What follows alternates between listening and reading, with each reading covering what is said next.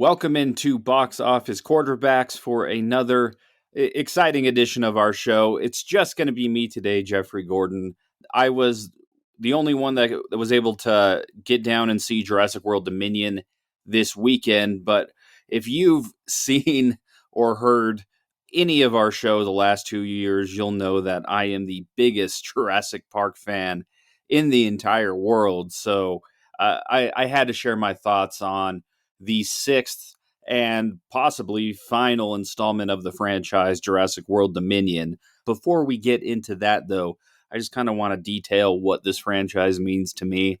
It's, the original Jurassic Park came out when I was very little, but it was the first movie I remember seeing in theaters. And not only did I see it one time and fell in love, I saw this movie at least 5 or 6 more times in theaters. I know my mom got a little bit tired of it for the amount of times I had her take me. I love the sequel, The Lost World Jurassic Park. I've learned to like Jurassic Park 3 a little more than I did in the past. And then there was that 14-year gap where we didn't have any Jurassic movies, and as a kid in middle school, I wrote my own Jurassic Park 4 script. It's a crazy amount of fandom that I have and a crazy amount of love that I have for this franchise. When it comes to Jurassic World, though, I have been a little mixed on what I think of the franchise. I thought Jurassic World was a solid installment in the world that we're living in here. To see the park open, I think, was one of the huge highlights for me. And then you add in all the nostalgia factors. It hit all the right marks for me. The only thing that kind of held it back was the lack of animatronics and, the lack of maybe legacy characters in there besides Dr. Wu. I hated Jurassic World Fallen Kingdom. I thought it was one of the worst sequels ever made. The cloning of Maisie, I thought, just took me too far out of that. And that brings us to this movie where they do touch on cloning humans once again in Jurassic World Dominion. But you bring back all those OG characters, Dr. Alan Grant, Ian Malcolm, Ellie Sattler. I loved Jurassic World Dominion. And I know that reviews right now are not great on Rotten Tomatoes, but this, how I would describe this movie is kind of like how I would describe maybe Marvel movies at this point. They really make this for the fans. If you don't really have a deep knowledge of the franchise, you're not going to enjoy it as much as maybe some of the hardcore Jurassic fans. But I think general audiences will be pleased if you have to turn your brain off at some points of this movie. But I think it's honestly my favorite of the new trilogy by far. And that has a lot to do with original cast members coming back, some of my favorite dinosaurs finally coming back to the screen. And there's elements of the Michael Crichton novel in this story. And that's what I really liked about it. So the story's, been set up since the end of Fallen Kingdom. Dinosaurs now live in our world. Humans are learning to coexist with them, but that's not stopping another genetics company from doing shady things and coming out of the woodwork to try to control the situation themselves. You have Biosyn finally back in this film franchise for the first time since 1993. Lewis Dodgson, who was the guy who gave Nedry the Barbasol can in the first movie, is back, played by a different actor, Campbell Scott, but he is back as the main antagonist of this movie. And I love that they included him because if you've read the original Jurassic Park or the Lost World novels, Dodgson is a huge part of those novels, and he is very fitting here. I think he does make some weird choices, like they tried to make him kind of awkward, like this awkward tech genius, but they kind of bring it full circle with him. He is the best villain we've had in a Jurassic Park movie since, I would say, Peter Ludlow in the Lost World Jurassic Park. So I really did like Campbell Scott here. But what Biosyn is trying to do is they've released, what is it, genetically modified locusts throughout the world, and they're eating up all the crops, and they're controlling the food supply across the world. And I've read reviews where people are like, I don't want to see locusts. I don't want to see, I want to see dinosaurs. Well, this is something that Michael Crichton has definitely touched on in his novels. Back in the original Jurassic Park, Biosyn did some shady things to try to catch up on years of research and just to put them in the forefront of the genetics world. So I was fine with this subplot. It wasn't maybe my favorite thing in this entire trilogy, but it didn't bother me nonetheless. This movie really starts clicking though when our legacy characters start coming back on screen. We first get introduced to Dr. Ellie Sattler, who's investigating the locust problem in Texas. She meets up with Dr. Grant, and then you find out how Malcolm is involved in the whole thing. Malcolm is working with Biosyn, and he's sort of a double agent. He's tipping off Dr. Sattler on all the shady things they're doing in the island over there in Italy.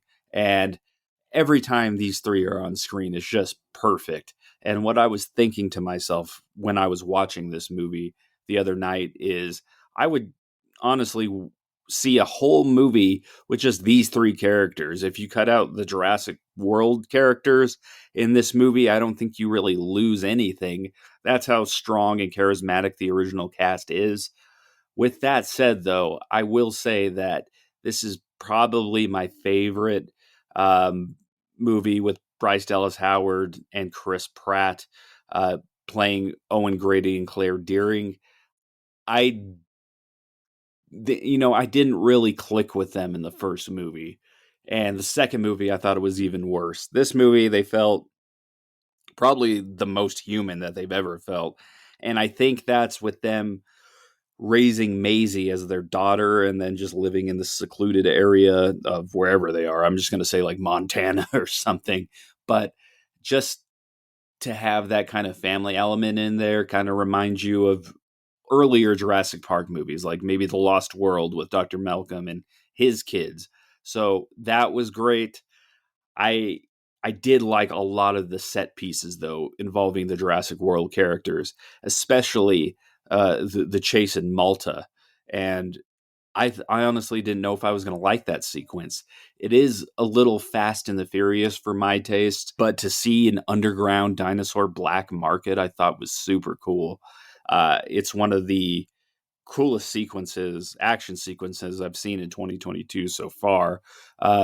The the new type of raptors that we unveil in this scene are great too. They're very scary and they're just taking out people. Then you have, the Carnotaurus just tearing through downtown Malta, taking out some dude on a scooter.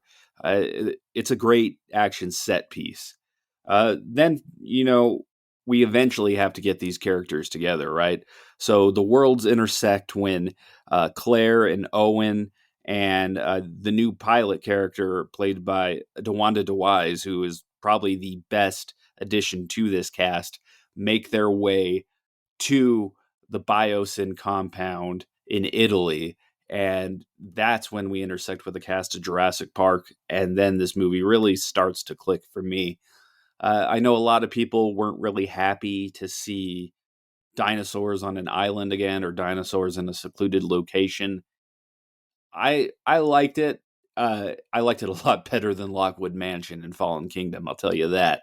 It took me back maybe to Jurassic Park 3, and I know that's not the best comparison, but you have action happening at a very like brisk pace here, and the Giganotosaurus is here as well, and he is kind of stalking all of our main characters. And then my favorite parts of the movie, honestly, are when we finally run into the Dilophosaurus again, because this is my favorite dinosaur in the entire series.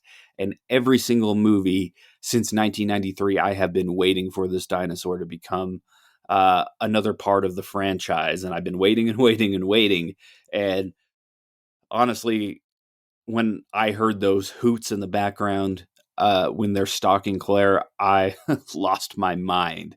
Obviously, their first appearance of this movie is a little bit of a joke. They get taken out a little too easily, but it's at the end when they confront Dodson, and they then you find out what happens to the Barbasol can, and they tie everything together, and it's tied into this really kind of horrific scene in an underground subway, and you have a pack of them hunting him. That is my favorite scene in the entire movie. Just perfectly done by Colin Trevorrow. You also have some really cool dinosaurs in this movie as well. You finally get to see a Dimetrodon in this movie, and you get to see about three of them. And there's an underground scene with Dr. Grant and Sattler and Maisie trying to escape the amber mines, I think it is. And they, Colin Trevorrow does a really good job of playing up the horror in that scene as well. So Dimetrodon is one of the dinosaurs that have been adjacent to Jurassic Park for a while. Back in '93, they released a toy of it that I had. It's, never showed up in the movies though. So it was really cool to see that one on screen. I think there is one misstep in the movie, and it's it's almost like they were trying to retcon what people didn't like in Jurassic World Fallen Kingdom, and that is Maisie being a clone of Charlotte Lockwood, Benjamin Lockwood's daughter. But I think I would have rather her just have been a straight up clone of of that woman instead of um, having her actually be her mom, and then we find out that it was an immaculate conception, or she genetically modified it herself to have her own clone. It was very out of left field for me. I just don't know if I'm still down with human cloning being in the Jurassic Park franchise. That was what I hated the most about Fallen Kingdom, and I know we had to address it here, and they even use it to tie in how Blue has a baby in this movie.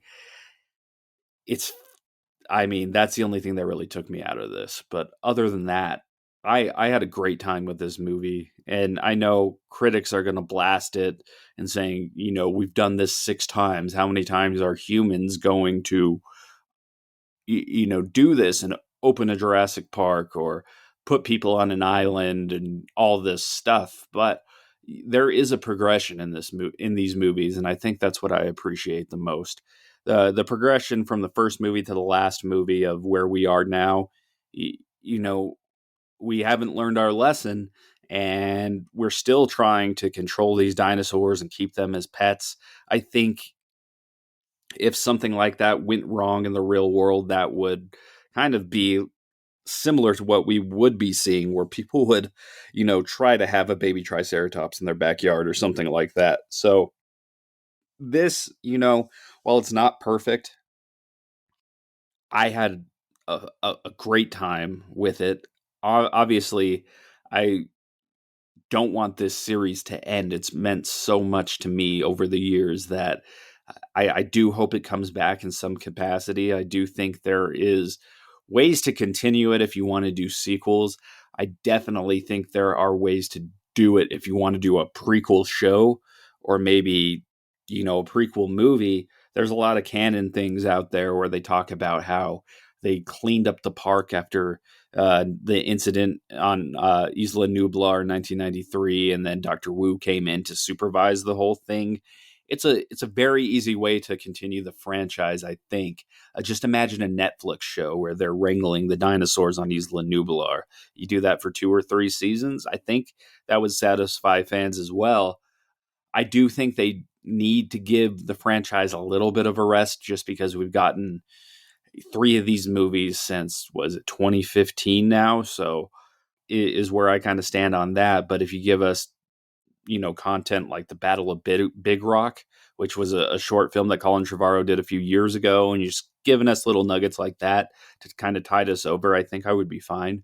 But overall, I really think that people should give this movie a chance and kind of form their own opinion. It's a fun summer blockbuster movie. It's definitely not up to the caliber of the first two movies of this series, Jurassic Park or The Lost World Jurassic Park. But you're going to have a good time.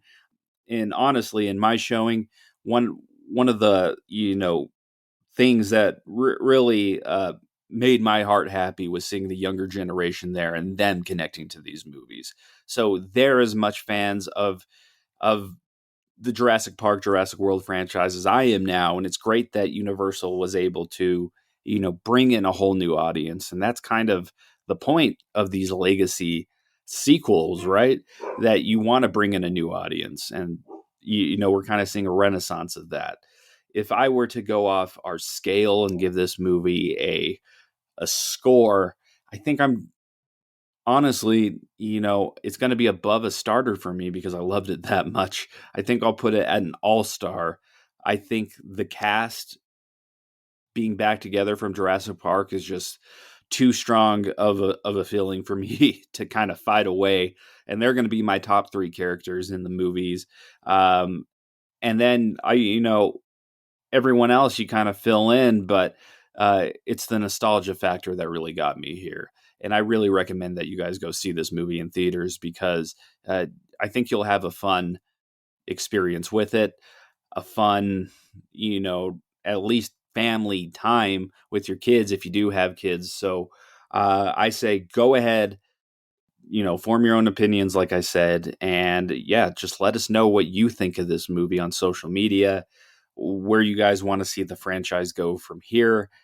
I've said my piece with it, but I do like to, read on what other people think of this franchise has meant so much to me. But this has been another solo edition of the Box Office Quarterbacks podcast. We'll be back this week, probably with some more stuff to, tell you guys about. Hustle's on the horizon. We have our website, boxofficeqbs.com. Until then, I am Jeffrey Gordon. This has been my review of Jurassic World Dominion. Until we see you next time, have a good one.